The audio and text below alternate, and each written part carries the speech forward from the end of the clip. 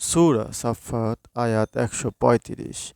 ধ্বংসপ্রাপ্তা বৃদ্ধা ব্যতীত অবশিষ্টদের ধ্বংস করেছিলাম। তোমরা তো ওদের ধ্বংসাবশেষগুলি অতিক্রম করো সকালে এবং সন্ধ্যায়, তবুও কি তোমরা বুঝবে না? ইউনুসও ছিল রাসূলদের একজন। স্মরণ করো, সে পলায়ন করে বোঝাই জলযানে পৌঁছালো। পরে কে অলক্ষণে তা পরীক্ষা করা হলো এবং সেই সাব্যস্ত হলো।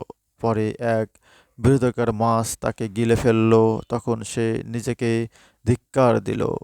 সে যদি আল্লাহর পবিত্রতা ঘোষণা না করত, তাহলে তাকে কিয়ামত পর্যন্ত মৎস্য গর্ভে থাকতে হতো। পরে তাকে আমি এক তৃণহীন প্রান্তরে ফেললাম এবং সে ছিল রুগ্ন। পরে আমি তাকে ছায়া দেওয়ার জন্য এক লাউ গাছ উদ্গত করলাম। তাকে লক্ষ বা ততোধিক লোকের প্রতি প্রেরণ করেছিলাম। তারা ঈমান আনল, ফলে কিছুকাল ফল ভোগ করতে দিলাম। জিজ্ঞাসা করো ওদের ধারণা আল্লাহর জন্য কন্যা সন্তান এবং নিজেদের জন্য পুত্র সন্তান। অথবা ওরা কি উপস্থিত ছিল যখন ফেরেশতাদের সৃষ্টি করেছিলাম? দেখো, ওরা মনগড়া উক্তি করে থাকে যখন বলে আল্লাহ সন্তান জন্ম দিয়েছেন। ওরা মিথ্যুক। তিনি কি পুত্রের স্থলে কন্যা সন্তান পছন্দ করেছেন? তোমাদের কি হয়েছে? এ কেমন সিদ্ধান্ত? তবে কি তোমরা উপদেশ গ্রহণ করবে না? তোমাদের কি সুস্পষ্ট দলিল আছে? তোমরা সত্যবাদী হলে গ্রন্থ উপস্থিত করো। ওরা আল্লাহ এবং জিনের মধ্যে জৈবিক সম্পর্ক স্থির করেছে, অথচ জিনেরাও জানে তাদেরও শাস্তি দেওয়া হবে। ওরা যা বলে তা হতে আল্লাহ পবিত্র, মহান। আল্লাহর শাস্তি পাবে না শুধুমাত্র বিশুদ্ধ চিত্ত দাসগণ। তোমরা এবং যাদের উপাসনা করো তারা কেহই আল্লাহ সম্পর্কে বিভ্রান্ত করতে পারবে না। কেবল তারা পারবে যারা জাহান্নামী। আমাদের প্রত্যেকের জন্য নির্ধারিত স্থান রয়েছে।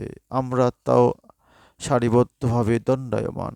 আমরা তাঁর পবিত্রতার ঘোষণাকারী। অবিশ্বাসীরা বলতো, পূর্ববর্তীদের গ্রন্থের মতো যদি আমাদের কোনো গ্রন্থ থাকতো, তবে আমরা অবশ্যই আল্লাহর বিশুদ্ধ চিত্ত দাস হতাম।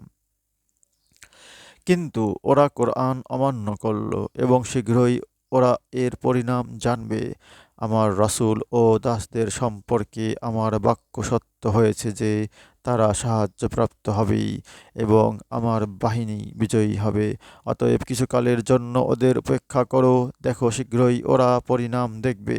ওরা কি তবে আমার শাস্তি ত্বরান্বিত করতে চায়? সতর্ককারীদের আঙ্গিনায় শাস্তি নেমে আসলে ওদের প্রভাত কতই না মন্দ হবে। তাই কিছুকাল ওদের উপেক্ষা করো এবং দেখো শীঘ্রই ওরা পরিণাম প্রত্যক্ষ করবে। ওরা যা আরোপ করে তা হতে তোমার রব পবিত্র ও ক্ষমতাবান। শান্তি বর্ষিত হোক রাসূলদের প্রতি। প্রশংসা বিশ্বজগতের প্রতিপালক আল্লাহর প্রাপ্য।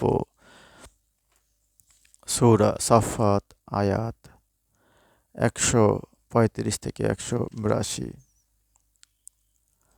মক্কার কাফির মুশরিকরা ফেরেশতাগণকে আল্লাহর কন্যা সন্তান বলত। একদিন হযরত আবু বকর সিদ্দিক রাযিয়াল্লাহু তাআলা আনহু এর সাথে তাদের ঝগড়া হলো। তিনি বললেন, ফেরেশতাগণ কন্যা হলে তাদের মা কারা? বনু খোজাআর লোকেরা বলল, জিন সর্দারদের মেয়েরা হল তাদের মা। আল্লাহ তাআলা তাদেরকে বিয়ে করেছেন, নাউজুবিল্লাহ। তাদের থেকে এসব ফেরেশতা জন্মগ্রহণ করেছে। এ প্রসঙ্গে আল্লাহ তাআলা ১৪৯ নম্বর আয়াত থেকে ১৫৮ নম্বর আয়াত পর্যন্ত এই ১০টি আয়াত নাজিল করে তাদের মিথ্যা প্রলাপের দাঁত ভাঙ্গা জবাব দিয়েছেন। হে আল্লাহ পাক, আমাদের কোরআন বুঝে পড়ার তৌফিক দান করুন। আমিন।